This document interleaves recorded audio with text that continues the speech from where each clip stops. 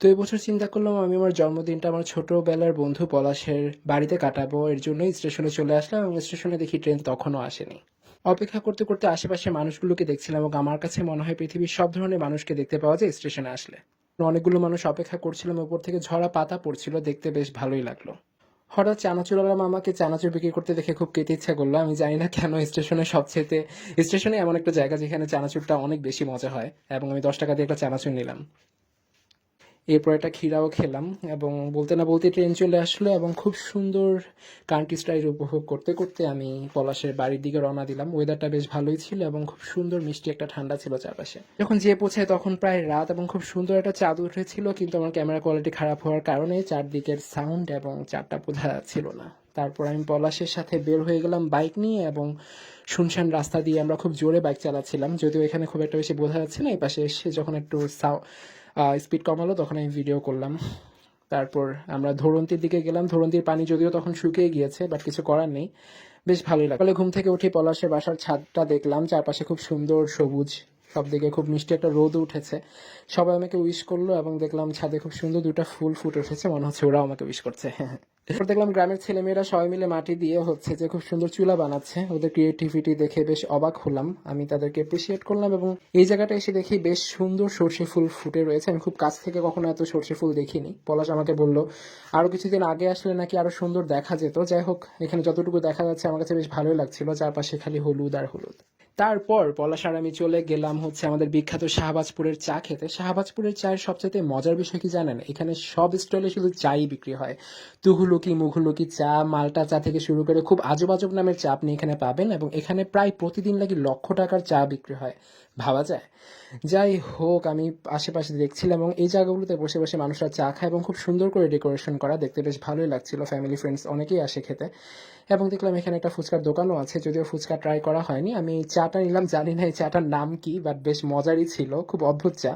আমি এই টাইপের চা আগে খাইনি। তারপর পলাশের সাথে বাইকে বের হয়ে গেলাম গ্রামটা ঘুরে দেখতে। গ্রামটা বেশ সুন্দর, আশেপাশে মানুষ একেবারে ছিল না বললেই চলে।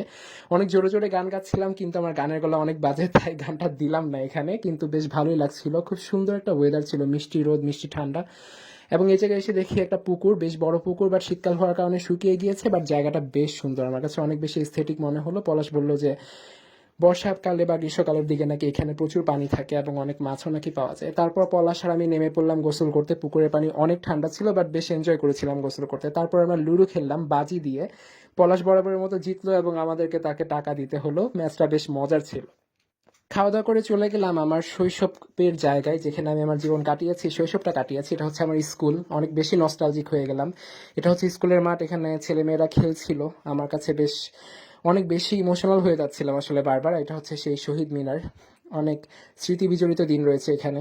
এই পথটা দিয়ে আমরা আসলে স্কুলে আসতাম বাসা থেকে, এবং এই জায়গায় আরো অনেক গাছ ছিল। শীতকাল হওয়ার কারণে গাছের পাতাগুলো ঝরে গিয়েছে এবং এগুলো সব কাঠবাদাম গাছ। বেশ ভালোই লাগছিল। এর মাঝে হচ্ছে যে গ্রামের একটা ভাইয়া হচ্ছে যে আমাদের সবাইকে মুচির ভর্তা খাওয়ালো। মুচির ভর্তাটা বেশ মজার ছিল। অনেকগুলো ফুল গাছ লাগানো হয়েছিল, দেখে বেশ নস্টালজিক লাগছিল। এই জায়গায় আমার জীবনের প্রায় 14টা বছর আমি কাটিয়েছি। এবং এই সেই চেনা পরিচিত মসজিদটা এখন আগের মতো সুন্দর আছে। জুমার নামাজ পড়ে বন্ধুরা মিলে সবাই মিলে আড্ডা দিতাম নামাজ পড়ে এসে আমরা। এবং ওই জায়গায় দেখা যাচ্ছে যে গেস্ট হাউসটা, এই গেস্ট হাউসের ভেতরে কখনো ঢোকা হয়নি। এটা সেই ব্যাডমিন্টন কোর্ট। এখানে যদিও আমার খুব একটা বেশি খেলাধুলা করা হতো না আমার, বাট অনেক আড্ডা দেওয়া হতো এখানে। জায়গাটা আগের মতো নেই, আমার কাছে দেখে একটু মন খারাপ হলো। জায়গাটা আরো বেশি সুন্দর ছিল। এবং দেখলাম অনেক ছোট ছেলে মেয়েরা খেলাধুলা করতে আসছে, কাউকে চিনলাম না, ওরা সবাই অনেক নতুন। এবং এই জায়গাটা অনেক ধ্বংসস্তূপের মতো করে রেখেছে দেখে আমার একটু মন খারাপ হয়ে গেল। এই সে পরিচিত হচ্ছে যে পেয়ারা গাছের জায়গা, আমরা পেয়ারা টেয়ারা পারতাম। পেয়ারা টেয়ারা খেয়ে এসে আমরা হচ্ছে স্কুল থেকে এসে ওই জায়গাটাতে দাঁড়িয়ে আড্ডা দিতাম। অনেক স্মৃতি অনেক স্মৃতি অনেক স্মৃতি দেখে অনেক মন খারাপ হচ্ছিল, আবার একই সাথে ভালোও লাগছিল যে পুরোনো জায়গায় এসেছি। এবং বরাবরের মতো সবসময় এখানে গাছ লাগানো হয়, ফুল গাছগুলো। এবং বসন্ত সামনে আসছে, বসন্তে আরো অনেক বেশি গাছ লাগানো হবে, অনেক রকমের ফুল দেখতে পাওয়া যায়। এই সেই অফিস যেখানে আমার বাবা দীর্ঘকাল চাকরি করেছেন এবং তারই সুবাদে আমাদের এখানে থাকা হয়। এই ছাদ থেকে অনেক বেশি বিকাল কাটানো হয়েছে আমার। এবং ছাদটা যদিও আগের মতো নেই, দেখে একটু মন খারাপ হচ্ছিল। সামনের মাঠটাতে আগে শুধু সবুজ থাকতো, বাট অনেক গাড়ি দিয়ে ভর্তি। এটা হচ্ছে ট্যাঙ্কের পাড়ে প্রাইভেট পড়ে এসে আমরা অনেকেই আড্ডা দিতাম। এখানে সুন্দর সুন্দর স্ট্রিট ফুড রয়েছে, মানুষজন হাঁটছে। অবশেষে আমাকে কেক দিয়ে সারপ্রাইজ দেওয়া হলো। I am very grateful to them.